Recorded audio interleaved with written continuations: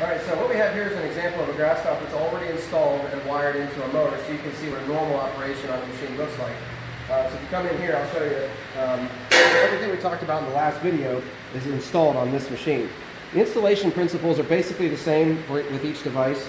They vary slightly from machine to machine, but this one is currently installed.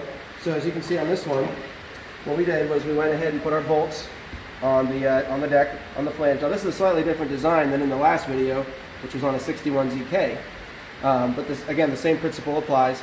In this case, the spacing was determined by not the L bracket on the edge of the deck, but just where the whole thing lined up front to back, giving us sufficient space between the wheel and the motor can, because then obviously we're very restricted on space. So I left myself just enough room there for the tire to operate normally and not be rubbing into the motor.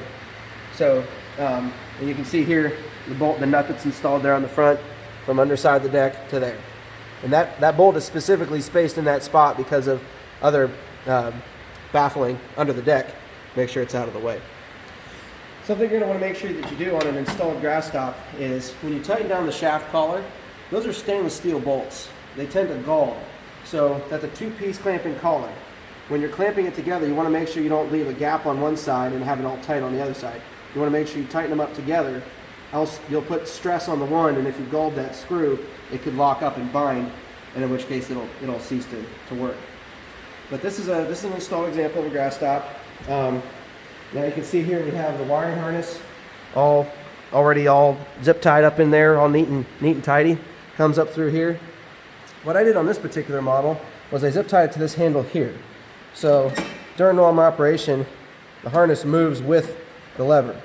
It's not going to get pinched down in there or anything, and where it routes down in there, there's nothing for it to catch on. It's free and clear. That's the way you want to do it. You don't want to have it sitting in there funny to where it can bind on something. You want it to be able to move freely. And you also don't want it to be in a way that it's going to be in the way of your hands.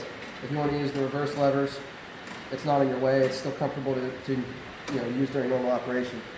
So we have this one all wired in, and as you can see, I'm going to go ahead and operate the door here, forward and closed.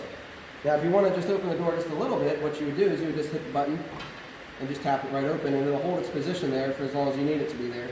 And if you want to continue to open it, you can, and it's infinitely variable anywhere in between. And as you can see, the way we have the clutch adjusted on this one, if it hits an object, we can just push it closed. We can push it open if we want to. If you hit a rock and it pushes it out a little bit, it doesn't matter because it just returns to normal operation after that. And there's an example of a completed and installed GrasStop. Thanks for watching.